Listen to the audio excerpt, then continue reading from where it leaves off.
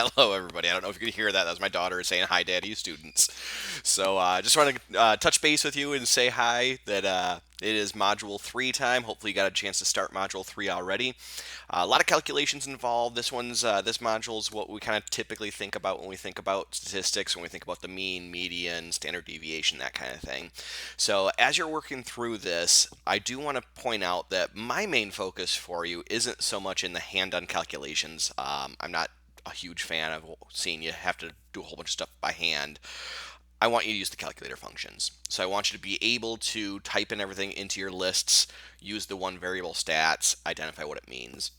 When it comes to a frequency distribution, realizing that a frequency distribution is a condensed way of writing a bigger data set, as well as a grouped frequency distribution. Same idea, that it's a way of condensing a large data set. So when we have a frequency distribution that says this data point appeared 5 times, so if the number 10 appeared 5 times, then that data set really has 10, 10, 10, 10, 10 in it.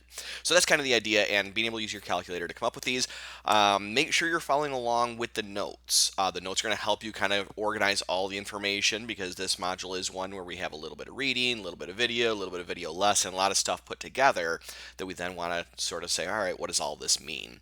And so the video lesson does try to hopefully help you understand things like what does the standard deviation actually mean, which measure of center is actually appropriate in different situations. So hopefully you're following along with that.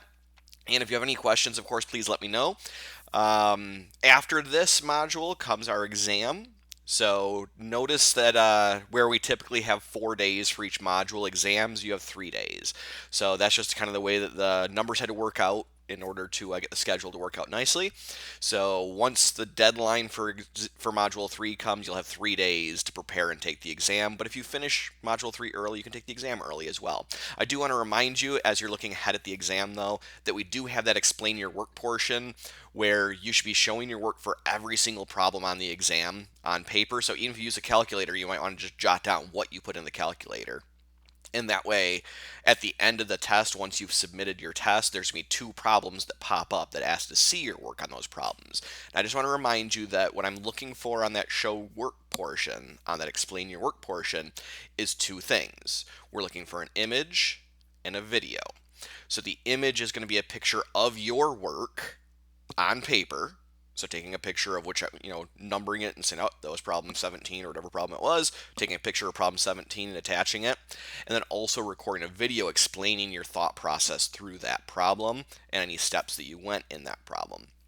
Now, if your video is too large to upload, then you can use YouTube. So upload it to YouTube and then give me the link to the YouTube video that you posted at. So I'll put out a few more reminders as the exam gets a little bit closer, but I just want to touch base with you, say hi, and enjoy your week.